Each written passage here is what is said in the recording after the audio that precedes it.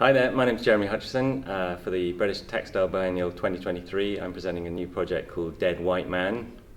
This addresses the global trade in post-consumer garments, the clothes that we send in charity bags, which get packaged up and sent off to the global south, where they are often sold in street markets.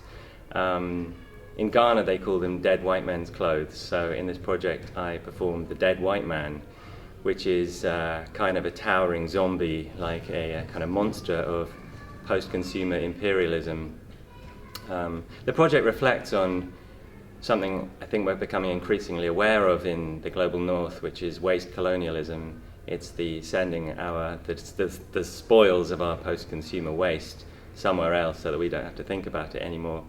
But it uses humor and a kind of macabre kind of visual style to think about this problem. So the work incorporates a series of media, including billboards, video, installations and performance, but also miniature zombies, these kind of little monstrous dudes, where we're wrapping post-consumer clothes around little wooden armatures with the intention of creating a huge kind of army of zombies that can then be exhibited at the British Textile Biennial in September.